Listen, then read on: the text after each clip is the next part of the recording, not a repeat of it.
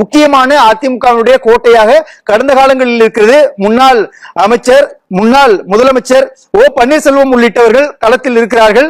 இந்த தொகுதியில் ஆண்டிப்பட்டியை பொறுத்தவரை 41.32% வாக்குகளோடு திமுகவும் 40.88% வாக்குகளோடு அதிமுகவும் இருக்கின்றன. ஏறக்குறைய நெக் டு நெக் ஃபைட் ஆகத்தான் களம் இருக்கிறது. 12% வாக்குகள் தமிழக வெற்றி கழகத்திற்கும், 4.15% வாக்குகள் நாம் தமிழர் கட்சிக்கும், 1.65% வாக்குகள் சுயேட்சைகளுக்கும் செல்கின்றன. அதற்கு அடுத்தபடியாக பெரியகுளம் சட்டமன்ற தொகுதியில் 44.94% வாக்குகள் திமுகவுக்கும், 37.51% வாக்குகள் அதிமுகவுக்கும், 9.86% வாக்குகள் தமிழக வெற்றி கழகத்திற்கும் இருக்கிறது. 3.55% வாக்குகள் நாம் தமிழர் கட்சிக்கும், 4.14% வாக்குகள் சுயேட்சைகளுக்கு செல்கின்றன. போடிநாயக்கனூர் சட்டமன்ற தொகுதியினுடைய நிலவரத்தை பார்க்கின்ற பொழுது போடிநாயக்கனூரும் திமுக வசம் தான் செல்வதாக இருக்கிறது. 37.70 வாக்குகள் திமுகவுக்கும், 32.16% வாக்குகள் அதிமுகவுக்கும், 14.62% வாக்குகள் தமிழக வெற்றி கழகத்திற்கும், 3.99% வாக்குகள் நாம் தமிழர் கட்சிக்கும், 11.53% வாக்குகள் சுயேட்சைகளுக்கும் சொல்லுகிறது. கம்பம் சட்டமன்ற தொகுதி எடுத்துக்கொண்டு பார்க்கும் பொழுது 45.38% வாக்குகளோடு கம்பம் சட்டமன்ற தொகுதியையும் திமுக கைப்பற்றுகிறது. 33.34% வாக்குகளோடு அதிமுக இரண்டாவது இடத்திலும், 6.43% வாக்குகளோடு தமிழக வெற்றி கழகம் மூன்றாவது இடத்திலும், 3.31% வாக்குகளோடு நாம் தமிழர் கட்சியும், 11.48% வாக்குகள் மட்டுமே சுயேட்சைகளுக்கு செல்கின்றன. இரண்டு தொகுதியினுடைய விவரங்களை விரிவாக பார்க்கலாம். மணி சார், எப்படி பாக்குறீங்க? இந்த ஏறக்குறைய தேனி முழுசும் திமுகவுக்கு போற மாதிரி இருக்குது. விருதுநகர் ராஜேந்திர பாலாஜி முக்கியமான அதிமுகவினுடைய நபர்களும் இருக்கிறாங்க, திமுகவினுடைய முக்கியமான அமைச்சர்களும் இருக்கிறாங்க.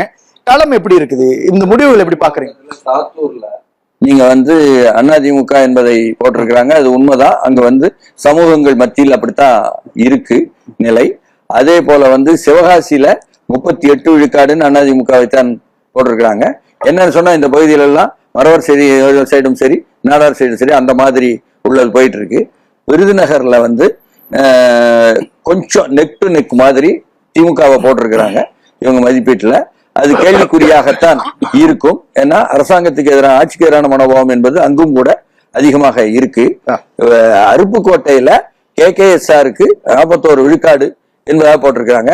மிக கடுமையான என்ன ஒரு எதிர்ப்பு என்பது அவருடைய கேண்டிடேட்டுக்காகவும் சேர்த்து இருக்கு. அதனால அங்கு கேள்விக்குறிதான் என்பதுதான் என்னுடைய புரிதல். அது மட்டும் இல்லாம ராஜபாளையத்துல ராஜேந்திர பாலாஜியினுடைய அணுகுமுறைகளில் அவருக்கு வெற்றி வாய்ப்புகள். ஸ்ரீவில்லிபுத்தூர்லயும் அதே மாதிரி பார்த்தீங்கன்னு சொன்னா தேவேந்திரகுல மக்களுடைய ரீச் என்பது வெற்றி வாய்ப்புகள் அதிமுக காட்டுக்குது. திருச்சுழியில அதே மாதிரி அதிகமான 50 புள்ளி போட்டிருக்கிறாங்க. தங்கம் நிற்பார் என்னும் பட்சத்துல அகமுடையார் மத்தியிலையும் முத்திரையர் மத்தியிலையும் உள்ளதை வச்சுக்கிட்டு தான் ஒரு முறை அவர் வெற்றி பெறது. முத்திரையருக்கு நிறைய விஷயங்கள் செஞ்சு கொடுக்கவே இல்லை, அகமுடையார் செஞ்சு கொடுக்க ஒவ்வொரு முறையும் வருது. இந்த முறை அது மிக அழுத்தமா இருக்குது. அதனால இந்த அளவுக்கு வேறுபாட்டில் அவர் வருவார் என்பது அவருக்கும் டஃப் தான் என்பது அங்குள்ள சூழல். தேனியை பொறுத்தவரை என்ன ஆண்டிப்பட்டியில் திமுக என்பதாகவும், என்ன பெரியகுளத்தில் திமுக என்பதாகவும், போடிநாயக்கனில் திமுக என்பதாகவும், கம்பத்தில் திமுக என்பதாகவும் இதுல வந்திருக்கு.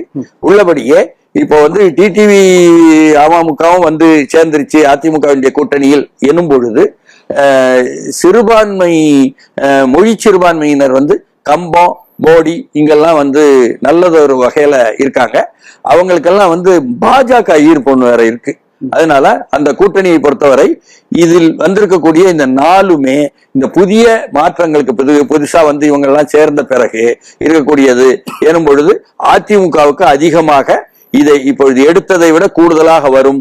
திமுக அப்படியே ஈசி வாக்குல வராது என்று நான்